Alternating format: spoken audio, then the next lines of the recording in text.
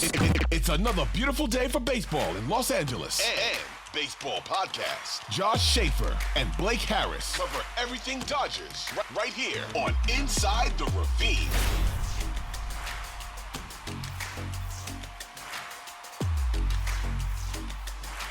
How is it going, everyone, and welcome to a brand new episode of Inside the Ravine.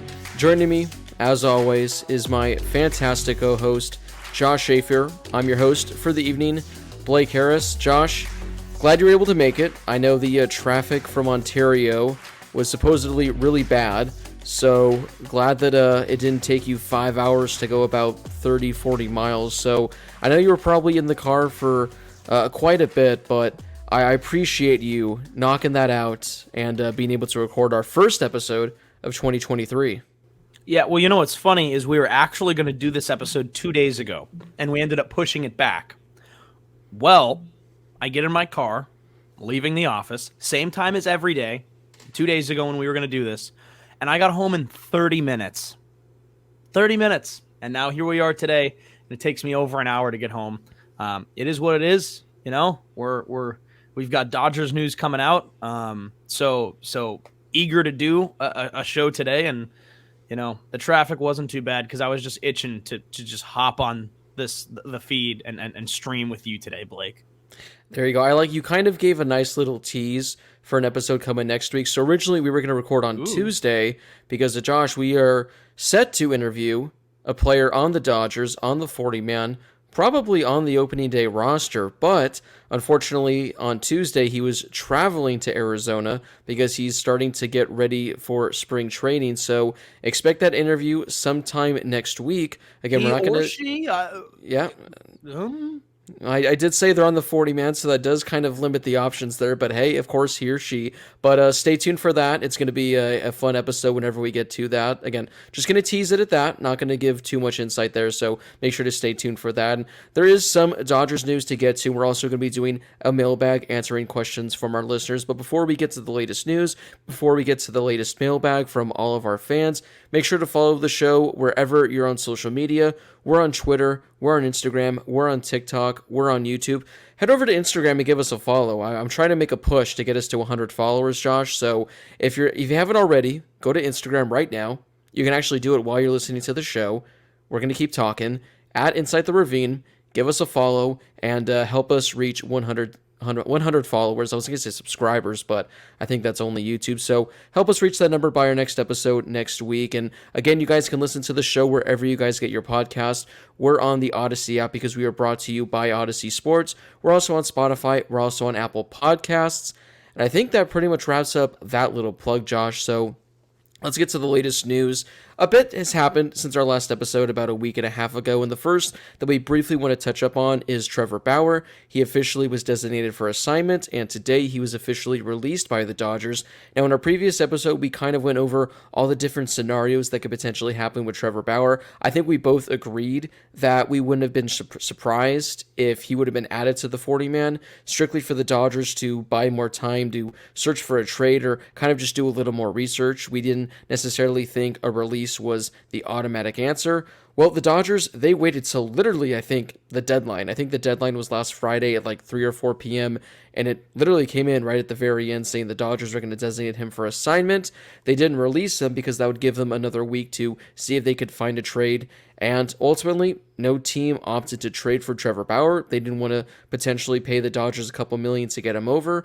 He's currently on waivers right now, so if a team wants to sign him, they can sign him for only $720,000. Again, the Dodgers are on the books for the rest of that contract. So we talked about this, again, in our previous episode, Josh, more in depth. This is just a kind of a quick, were you surprised the Dodgers ultimately released him, designated him for assignment, and that a team didn't come calling for a trade and offer $1 or $2 million to potentially acquire him? No, I'm not shocked at all. I'm not shocked how it played out with the Dodgers waiting until the deadline to release him because I think that was within their rights to do so, and I think that they, by waiting that long, I think that freed up some time for them to make sure that the pieces were going to fall, hopefully, in their favor in regards to, like we talked about, potentially trying to seek trade and shave off a couple $1 million from the payout for Trevor Bauer. But also, I just think that I know, I think in your everyday life, if something is there that needs fixing or you need to get rid of something, I feel like you and me, for example, like if my desk that I'm doing this podcast on was dirty, instead of just putting it off, I should just get rid of everything that's on it and clean it and make sure that it's fine and ready to go, right? But I think this is a very different situation where the Dodgers were waiting until they absolutely had to make the decision,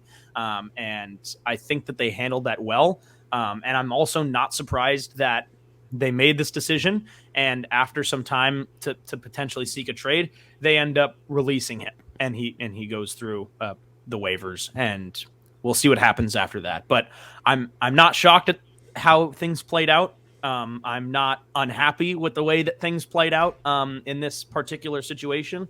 Yeah, I mean, this kind of went pretty much how I thought it was going to. Yeah, I mean, when it was getting towards 4:00, a lot of people were starting to think, because it hasn't happened yet, is he going to be added to the 40-man? What exactly are the Dodgers doing? And they released their statement, and then shortly after, Trevor Bauer released his statement. Now, I do get this because he said in his statement, this is the first time he's had an opportunity to meet with, Dodger personnel ever since this event happened, a year and a half ago. So obviously, a lot of people thought the Dodgers, the second this was announced a couple weeks ago, he should have immediately been released. But I like the fact that they decided to fly to Arizona. They decided to meet with him. Whatever happened between those conversations, it seems like he said, she said between two sides. I guess only a handful of people actually know what went down, but you can't fault the Dodgers for wanting to actually speak with him, wanting to hear from him as kind of like a last-ditch effort. And like you said, there was no harm in waiting the 2 weeks, play out all the options, see if you're potentially able to work out a trade, see what any kind of additional information you can have. So I don't fault the Dodgers for taking this down to the absolute wire, and I was a little surprised, especially now hearing that no teams have even, it seems like, inquired about him. Maybe teams didn't want to call asking for trades because they didn't want to have, their team leaked as a team that's potentially interested. So maybe 29 other teams have absolutely no interest, but he's on waivers right now. He's a free agent. Again, you could sign a guy for $700,000.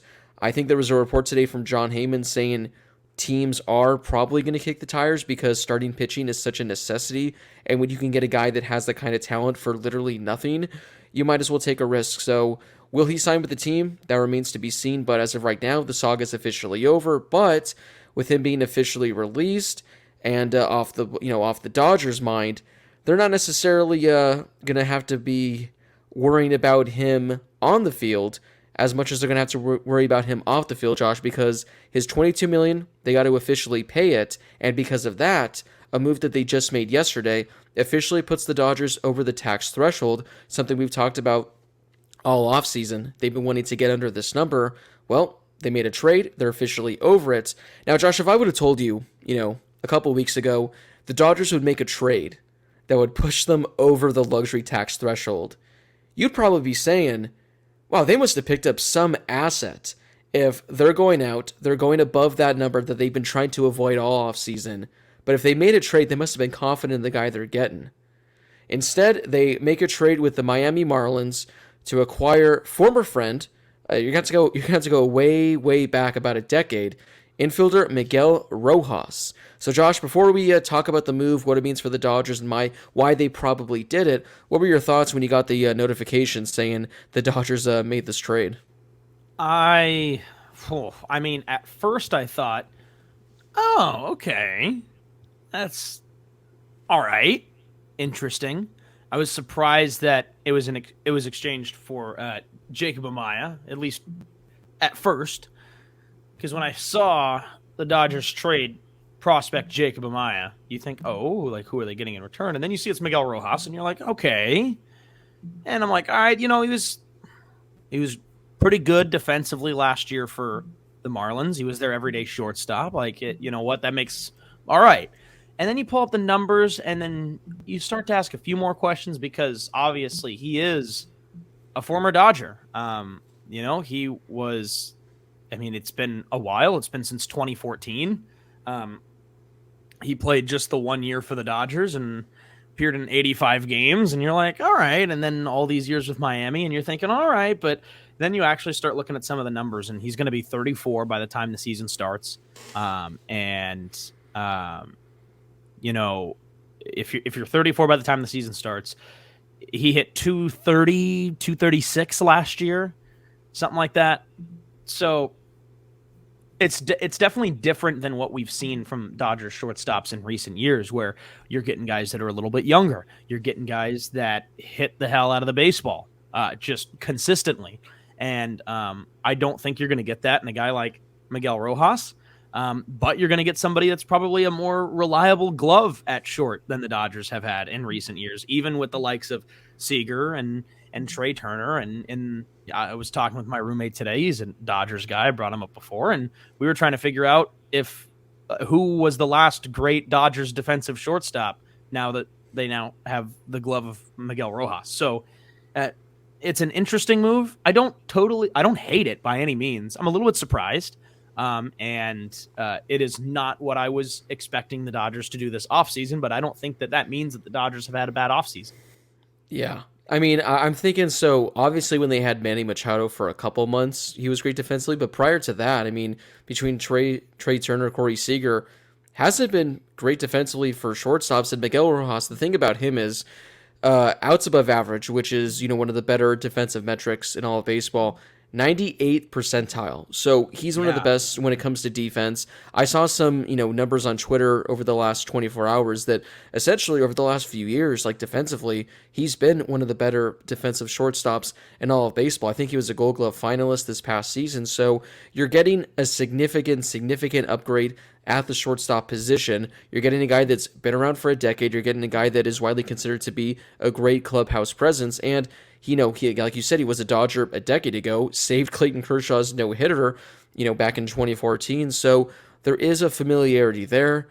It's just the question of, this is the guy that you decide is worth it to go over the luxury tax. Now, again, I forget what the official number was.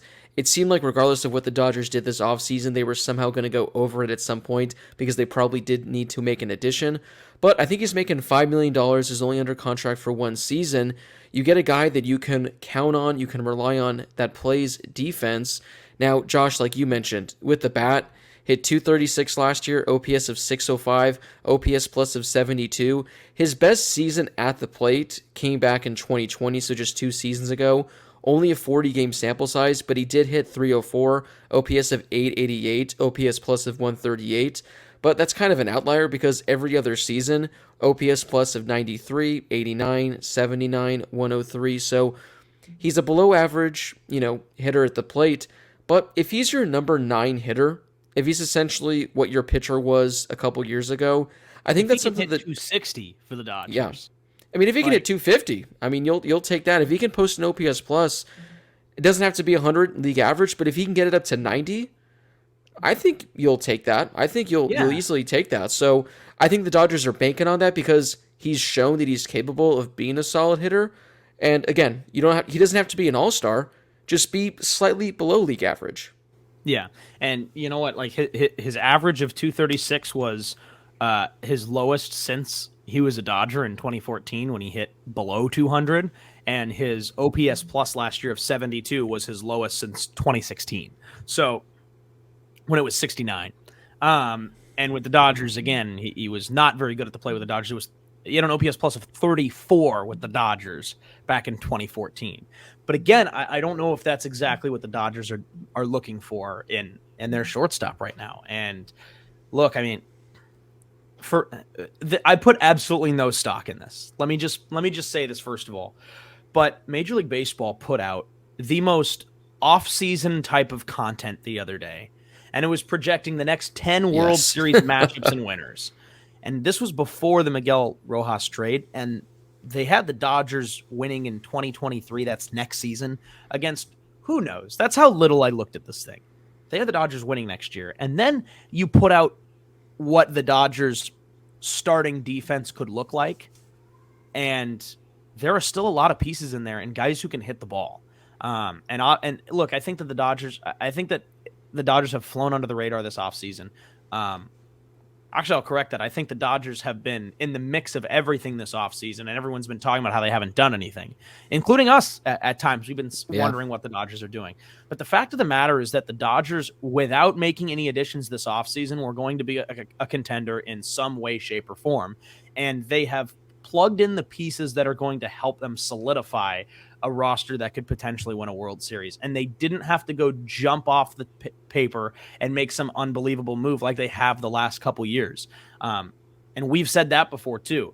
But even without this Rojas trade, you look at the guys that could be starting for the Dodgers, at least defensively in the field, and you've still got all these top guys, both defensively and offensively, and you've got a designated hitter in JD Martinez. So, with all of that in mind, and then looking back at the trade for one of the best defensive shortstops in baseball, who's got an outs above average that's in the, what'd you say, 98th, 97th percentile? 98th percentile. You can't get much higher than that.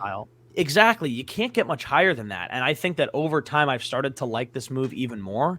And again, I don't love it, but I certainly don't hate it. And if he can hit the ball at least close to average, I think that's an absolute win for the Dodgers, as long as everybody who's expected to hit the ball well is hitting the ball well. Like if Mookie has a good year, if Muncy has a good year, if Freddie Freeman has a good year, and so on and so on and so on, the Dodgers need Miguel Rojas' glove. Yeah, and I will say that's what they need. I will say, looking at his percentile rankings, there is a positive that he does offer at the plate, and it's the fact that he does not strike out at all. His strikeout percentage was 95th percentile. His whiff percentage was 92nd percentile. His expected batting average was 77th percentile. So he's not striking out. So that means he's putting the ball in play. And when you put the ball in play, it's like what Jerry Hairston says all the time. Anything can happen, when you just put that ball in play. So this is a guy that's going to give a lot of contact. And like we talked about, he doesn't have to be an all-star at the plate. The Dodgers aren't expecting that. If he can beat league average, I think that'll be a success. If he can just get that OPS plus, again, to 90, that's not asking for a whole lot. And Josh, the more I've been thinking about this, I'm kind of like with what you said, how you're starting to like the move a lot more. When I initially saw this, and I think everyone had the same reaction, this is who your starting shortstop's going to be. But I don't think that's necessarily the case. Now, I'm still convinced that Andrew Friedman has some sort of burner account on Twitter, because yesterday morning, Josh, I posted an article saying the Dodgers have a major issue, and it's their bench. It's their depth. It's something we've talked about this offseason a few times, and I went in depth on this article talking about how their bench options were literally a bunch of rookies with no experience, and a guy that they just acquired from the Oakland A's that has a career OPS of like 50 or so. In that article, Jacob Amaya was mentioned, so RIP there. But I think this is more of a depth piece for the Dodgers. I think there was a report saying they expect him to play second base, shortstop, third base. I still think Gavin Lux is going to get a lot of time at shortstop. But what this allows now, it allows Max Muncy to spend more time at second base. You can put, Rojas over at third base if Lux is at shortstop. You can put Rojas at shortstop, put Lux at second, put Muncy at third, put Chris Taylor in the outfield. So I don't think the Dodgers made this trade banking on Miguel Rojas being their everyday starting shortstop. I think this gives them, a guy in the 8th or 9th inning. You can move over to shortstop and add defensive, Gold Glove caliber defense there. But I think this is a solid move for the Dodgers because, as we've seen in years past, they like to rotate guys around the infield. They like to shake things up. And it kind of looked like it was going to be Gavin Lux at short, Miguel Vargas at third, Max Muncy at second, and that was going to kind of be the everyday infield. But now this gives the Dodgers more versatility, allows them to get more creative. I kind of view this, Josh, I don't know if you'd agree with this, as he's essentially replacing Hanser Alberto's role, but he's better defensively, and he does offer slightly more at the plate. Whereas Hanser, he was just supposed to hit left-handed pitching, and he didn't necessarily really do that all too well, and he didn't offer that much more. Whereas Miguel Rojas, he doesn't strike out. He has shown that he's capable of being above average at the plate, but defensively, he's 4 or 5 times better. So that's how I kind of view this, more of a bench piece that's going to see a lot of starts. And overall, like I just said, it really improves the depth because that was my biggest concern about 36 hours ago. Yeah. And you know what? Now, my next question, though, too, is something that we've talked about a lot is potential trades that the Dodgers could do. Obviously, we talked about Brian Reynolds in our last episode or the episode before that, and what could possibly happen there, and if the Dodgers would be in the mix there, and what they'd be willing to trade. But also, there was the lingering, hope for the Dodgers that they wouldn't be over the luxury tax. And now, of course, they are. Does this trade and does the release of Trevor Bauer and this trade and the fact that the Dodgers are now over that marker, does that change their philosophy going forward if there's an opportunity to potentially bring in a guy like Brian Reynolds? And then other things. And I know that that's kind of, moving the conversation along, but I think that this trade really changes maybe that philosophy a little bit. And maybe the Dodgers kind of made this trade looking like, yeah, we're likely going to go over, so if we're going to go over, might as well make some other moves. I think it potentially could. I forget what exactly, the numbers are, once you go over the number, what it is until you get to the next percentile, then the next percentile, then eventually get to, the Steve Cohen tax number. So I don't know how much more the Dodgers can spend before paying the next tax, but yeah, maybe by officially going over, they look at this and say, all right, we're going over. Let's bring in Brian Reynolds now since we're officially spending more money, or maybe we swing a trade for someone else. Also, this could potentially mean, I know I saw an article, I think it was in Fangraphs, saying the Dodgers could look to trade potentially Chris Taylor because he's owed, $15 million a year for the next couple of years. Maybe a team will want to trade for him as he had some value. I think Blake Trinan was a name that I saw mentioned because he's due $8 million. So there are some guys the Dodgers still could potentially deal in order to get under that number, but I think that they're probably going to stand pat and, like you said, maybe just say, hey, we went over. Let's just continue to go over and see how we can improve this team moving forward. Yeah, I mean, I could totally see that because at this point, it might be a kind of like you said. If we're likely going to go over, we might as well go over, and I can kind of see that being the philosophy of, we should make this trade, give us depth, give us an elite glove at short, maybe not an elite hitter, but it's a piece that not only adds depth, but it also takes some of the weight off of guys like Gavin Lux and Chris Taylor. And then after the two of them, maybe that alleviates some pressure off of some other guys as well, and some of the workload for some of these other guys at other positions. So, yeah, I mean, I could see that changing the Dodgers' philosophy moving forward. Yeah, I mean, and we saw just recently in the postseason, not to single out Trey Turner, but he had a couple of plays that the Dodgers got extremely lucky in, and it didn't cost them, big time moments in the game, but he had errors that could have potentially been disastrous. Now the Dodgers, you get a guy, for the most part, is flawless out there at shortstop. You need a really good defensive shortstop, and now the Dodgers have it. And again, it's only for 1 year, so you cut ties. And I saw another kind of interesting thing where the Dodgers are playing 4D chess with this move because apparently, they didn't view Jacob Amaya as potentially a future piece of the franchise just because he was great defensively, but with the bat didn't offer a whole lot. Well, by trading him, Miguel Rojas likely isn't going to be back next season.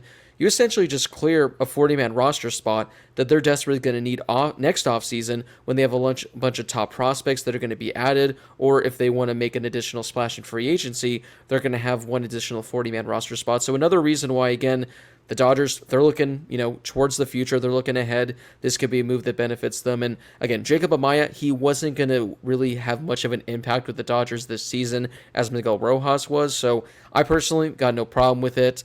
He's not the destined Dodger that I wrote about a couple years ago, but hey, best of luck to Jacob Amaya. So we are going to take a quick break, but when we come back, we're going to be opening up the mailbag and answering questions from the viewers. All right, we are back, and Josh, it's time to wrap up the show with a mailbag. Originally, it was just going to be a mailbag episode, and then we just ended up getting lots of Dodgers news, which kind of ended up helping give us some things to talk about. So I turned to Twitter, I turned to Instagram, I asked our viewers what kind of questions they had in regards to the Dodgers. So again, make sure you guys are following us on Twitter and on Instagram at Inside the Ravine, because a few episodes from time to time, we'll open up the mailbag, we'll turn to you guys to ask us questions.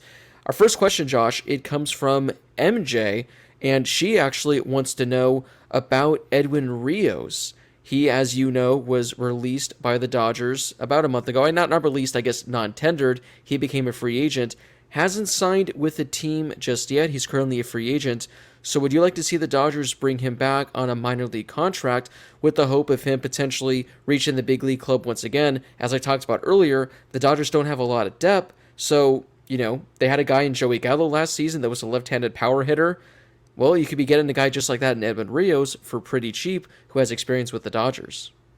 Yeah, I mean, I'm definitely surprised that he hasn't landed anywhere yet. I don't know if the Dodgers bring him back. I think that would be interesting. I wouldn't hate that idea.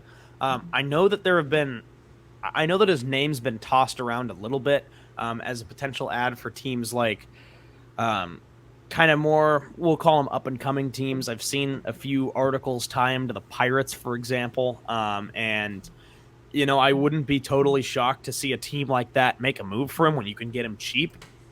You can likely, and for him, that's likely a team where you're going to see a ton of MLB action, if not be an everyday player. So, I'm not really sure. I don't think the Dodgers make a move for him, but I would certainly be open to it if they did, if they could get it if it was a right deal for both sides. But obviously, it would be cheap. But I'm a little surprised he hasn't signed anywhere yet. Yeah, I mean, looking at Edwin Rios' numbers, granted, he only has 112 games under his belt. He has a career OPS plus of 109. This past season with the Dodgers, in his 27 games, it was 114. 2019, it was 161. 2020, 147. The only reason his career numbers are so down is because in 2021, he had that, insane shoulder injury where he was, 0 for 35 at the plate, but it turned out he, had a completely messed up shoulder. This is a guy, Josh, if you take his 162 game average, over a full season, he's averaging 29 home runs.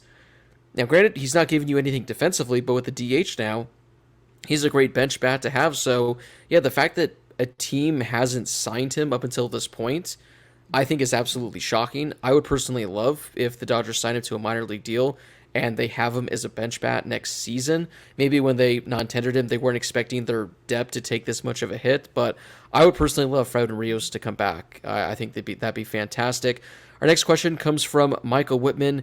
How does the starting lineup shake out? So, Josh, you're Dave Roberts. Opening day is tomorrow.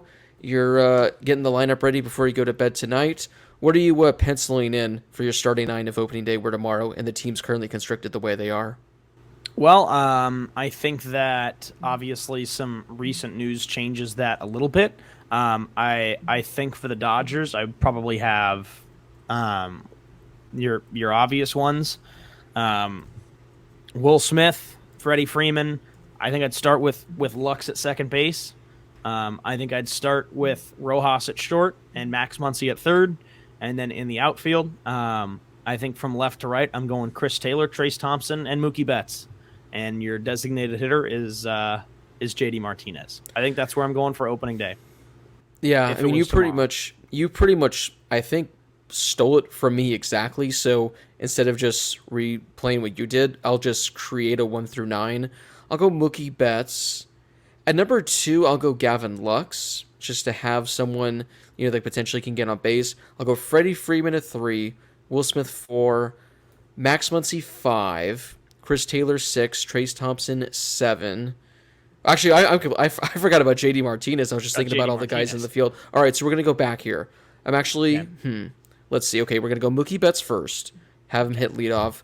We are going to go, I guess we'll have Freddie Freeman hit second. I think that's where he hit a good portion of last season. Mm-hmm. So I'll have Freddie Freeman hit second. Will Smith will hit third. JD Martinez will hit fourth. We'll have Max Muncy hit fifth. Gavin Lux will hit 6th, Chris Taylor 7th, Trace Thompson 8th, and then you have Miguel Rojas hitting 9th. And I like that lineup. I obviously it's not as top heavy as it was last season by losing Trey Turner, by losing Cody Bellinger, but actually you're not really losing much there.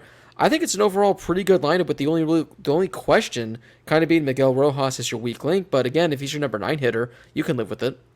Yeah, and I think that it's going to take some getting used to, considering the Dodgers were so good offensively the last few years with some of the big names that they had in the lineup. But realistically, I think that we're attracted to the name Cody Bellinger when Bellinger had not been very good the last few years. I think really who's the only name that's really not in that mix. obviously there's Turner as well, both Turners, but Trey Turner I think is the obvious one, and Justin Turner is definitely a missing piece. But realistically, I think your biggest loss in the lineup 1 through 9 is Trey Turner. Yeah, because again, you lose Justin Turner, okay, that's disappointing, but you replace him with a veteran right-handed hitter in JD Martinez. So, I think that's kind of 1 for 1 there almost. But really the rest of the lineup, I feel like the only piece that you'd be missing there is essentially Trey Turner, and that's pretty much it. So I think that maybe it seems different. Maybe it's not as different as we think it actually is. But again, like I think that's really your one link right there. And of course, we're going to ask the questions about Trace Thompson because of he's not a super flashy name, I don't think, but he was fantastic for the Dodgers last year. So yeah. I don't have any issues starting him there. Of course, if things don't work out very early on, then yeah, maybe the Dodgers make a move. Maybe they go for a guy like Brian Reynolds or something like that. I would not be surprised, but at least to start on opening day, I don't think that's a bad lineup at all. And also, I like that I did the defense and you took them and there you go. And again, adding what I talked about with Miguel Rojas, how it kind of is a solid depth piece, because now, some names that we didn't include are Miguel Vargas, James Outman, where now by adding Miguel Rojas, you could put, Miguel Vargas at third base. You could put him in left field. If you want to give Trace Thompson a day off, you could put Chris Taylor in center field, put James Outman in left field. So there are still, a lot of different lineups that you can pretty much come up with. And I agree with what you said, is it seems like this Dodgers lineup is like going to be some 2007 lineup where they were winning 70 games, they were missing the playoffs. This is still an insanely good lineup. I mean, you have Mookie, you have Freddie Freeman, who are MVP guys already, Will Smith, one of the best hitting catchers in all of baseball, JD Martinez, who, again, we talked about this, in a down season last year, was still an all-star, still posted like an OPS plus of 120. He's going to be a fantastic, number 4, number 5 hitter. Over the second half, we finally saw Max Muncy looking like the Max Muncy of old. Then you get Gavin Lux, who broke out last season. You have Chris Taylor, who had a lot of injuries last season, but when Chris Taylor's right, he's still a really solid player. And then again, you have guys like Miguel Vargas, James Outman, rookies you haven't necessarily seen a whole lot from that could really potentially become all-star caliber players. And then there's Miguel Rojas, who's just chilling saying, "Hi guys," and he'll be posting his OPS of, just below league average, but that's all he needs to do. So I do think the Dodgers lineup is a lot better than people expect it to be. But again, because losing Trey Turner, losing Justin Turner, losing Cody Bellinger, a lot of people think the Dodgers lineup got significantly worse. Josh, this is a fun question, and I'm interested to hear your thoughts. Mrs. Dingers, which is a great name. I actually know her husband, who is Mr. Dingers.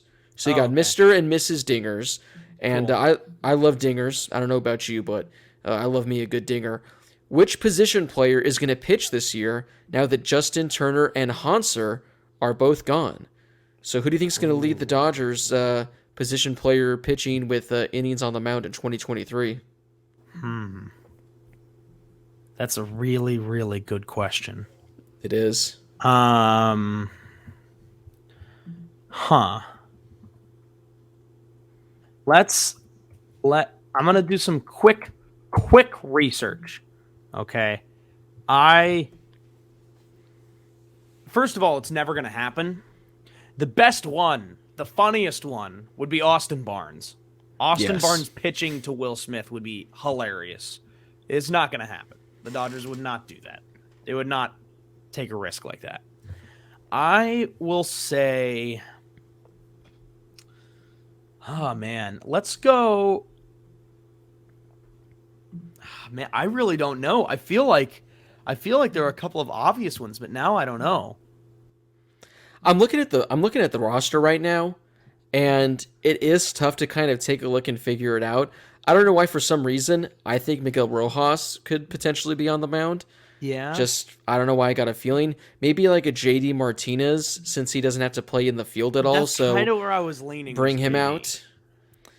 But outside of that, I mean, your options are pretty limited. Hernandez. Just because, yeah, honestly, actually, that might be one. I've never even seen the guy play. I don't know what he's going to look like out there. but I wouldn't be surprised if he's the one that's. It's just because it seems like he's like a Hanser 2.0, just because he's kind of tiny, super utility infielder. He seems like a guy that might be like, all right, coach, all right, Dave, I want to do it. But yeah, looking at the rest of these guys, the options, I don't know, maybe like a James Outman, just because I feel like James Outman has that kind of swagger that would be kind of. That's what I looked up. He'd volunteer. I literally just looked up James Outman position player pitching, and I couldn't find anything. But my first thought was James Outman.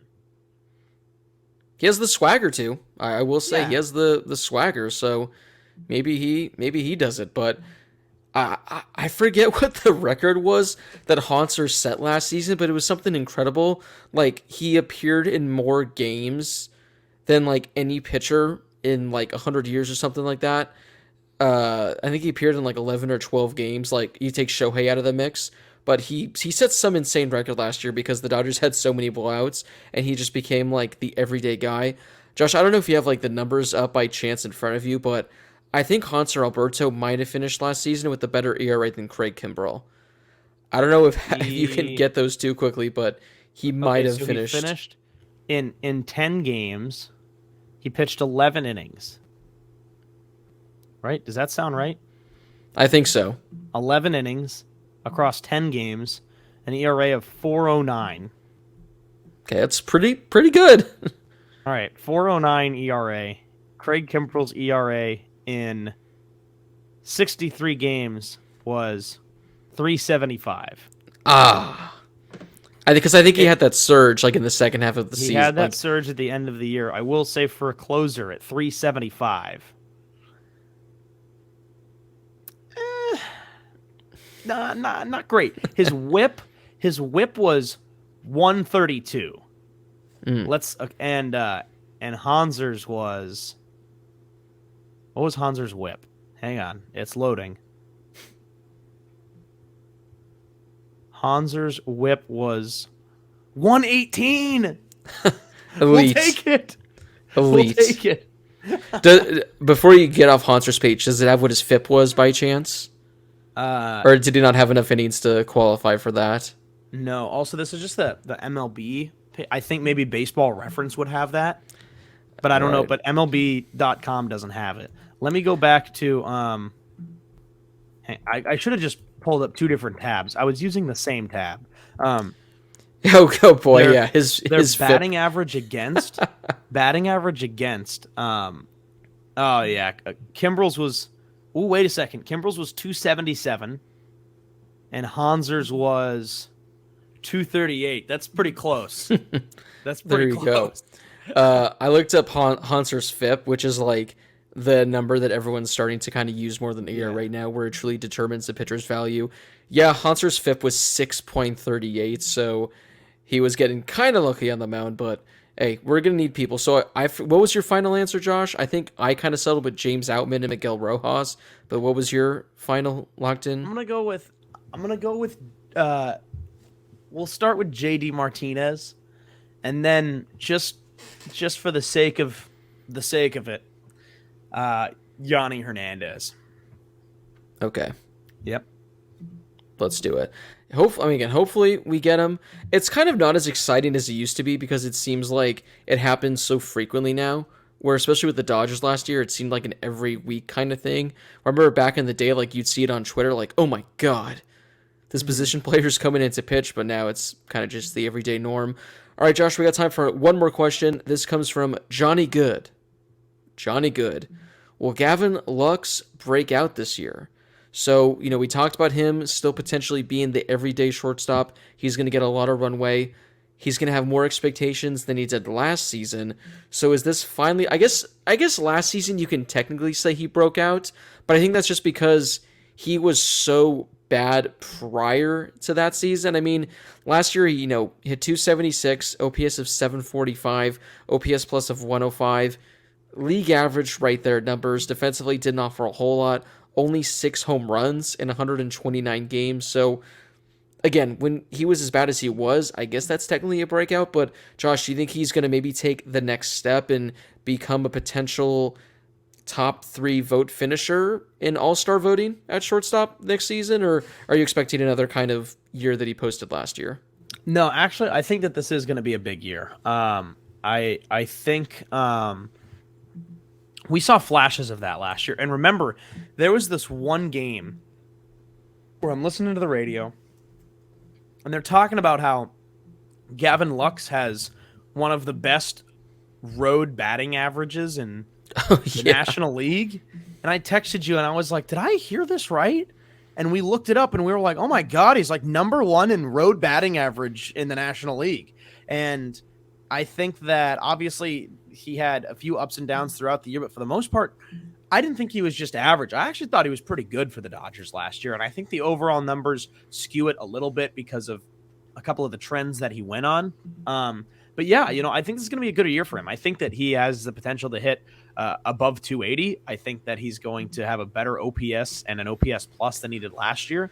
And I think that obviously the Dodgers are going to rely on him a little bit more than they did last year. So I'm excited for Gavin Lux this year. I certainly hope he improves and continues to build on where he's been at, because even if you look at his last couple of seasons, he has actually started to build a little bit more year after year after year. And sure, in 2019 and 2020, he didn't see very much action. His first real kind of full year per se was 2021. But again, like, you saw him build on those previous 2 seasons where he didn't play a ton of games. You saw him build on that. And then in 2022, you saw him build on that again. So I think the trend would have him, I think the trends say that he's likely going to continue to build on that after last year. And if he does, then I think he's going to have a good year. I mean, I just went and I was looking at his numbers, comparing them to some other players. Josh, this might blow your mind when I tell you this, but last season, Gavin Lux had a higher on-base percentage than Mookie Betts and Trey Turner. Mm-hmm. So, and I've said this, I don't know if I've talked about this on the podcast, but I've been saying this pretty much ever since last season. If Gavin Lux, who, like I said, hit 6 home runs last season, had 20 doubles, did actually tie the major league lead in triples with 7. If Gavin Lux can hit 15 to 20 home runs and 25 to 30 doubles, he will be an all-star caliber shortstop. I mean, he gets on base. He doesn't strike out a whole lot. He's super fast, has a really high walk percentage. He's posting an above average OPS plus with essentially no power. Like, over the last 2 seasons, he's played in 231 games and has 13 home runs.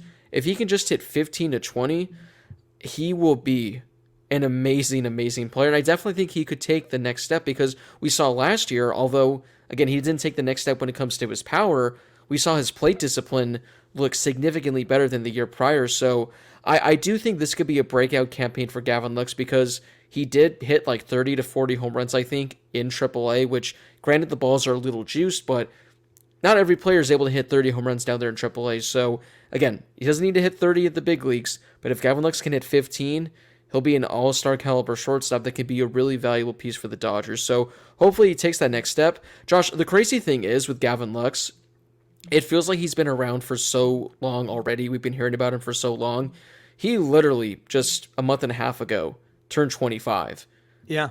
I mean, he's younger than me. I know you're kind of weird in age, so I don't believe you're 25 yet, Josh. Is that correct? No. Nope, so not. He is slightly older than you, but 25 in baseball years is, you're like a couple years from your prime. So there's still a lot of potential that Gavin Lux has not tapped into yet. So I'm excited to see where he potentially goes in 2023. Also, according to his percentile rankings, I don't know if this is necessarily just like a certain position, but his outs above average was 81st percentile, which seems, I don't know, because there were a lot of times where I'm watching him going, what are you doing? But I guess the advanced metrics love him defensively, so I guess we should love him as well. So I won't argue with a baseball savant. I won't argue, but that does wrap up our mailbag. Thank you to everyone who was able to submit questions. We couldn't get to all of them, so we appreciate those who submitted them. Josh, before we head out for the week, any parting words, any thoughts, concerns, questions, grievances that you have with the Dodgers or anything? No, I'm okay. No grievances this week, no questions. But I do want to reiterate, if you're listening to this show, you definitely want to tune in next week as well. Yes, so stay tuned for that. Again, make sure to follow us on social media at Inside the Ravine, Twitter, Instagram, TikTok, YouTube. You guys can find us there. We're posting almost daily now, posting some kind of fun stuff over there, so make sure to follow for all your fun Dodgers content. And again, you guys can listen on the Odyssey app. We are brought to you by Odyssey Sports. We're also on Spotify, and we're on Apple Podcasts as well. I know I just plugged the handles, but again, help us get 100 followers on Instagram. Make sure to follow us there. It literally takes 5 seconds, so that's all I got to do. Josh, you're following us. That's nice. I follow them. I'm a company man. What can I say? Yeah, so be like Josh, follow at Inside the Ravine on Instagram. But again, make sure to stay tuned for next week. Going to be a fun interview with a player on the Dodgers 40-man, potentially on the opening day roster. We'll have to wait and see. Unfortunately, Mookie Betts was busy, Josh, so he couldn't make it. So I'll just say that. Mookie's a little too busy, but he said next time. So at least we got that going for us for the next time. You shouldn't have said anything. I know, but I wanted people to know that, again, that we're expecting Mookie. He said he's bowling next Thursday, so he's not able to come on. Tough. So whatever. As Siri just for some reason is going off on my computer and messing everything up. But again, as always, thank you guys so much for listening. We do appreciate it. Make sure to follow the show wherever you guys get your podcast. Leave us a review. Let us know what you'd like to see us talk about in the coming weeks, because before you know it, Josh, spring training is going to be here. Pitchers and catchers report in almost exactly 1 month. So before you know it, it's going to be time for Dodgers baseball. But as always, thank you guys so much for listening. For Josh Schaefer, this has been Blake Harris, and we hope you guys enjoy the rest of your day and your weekend, wherever you may be.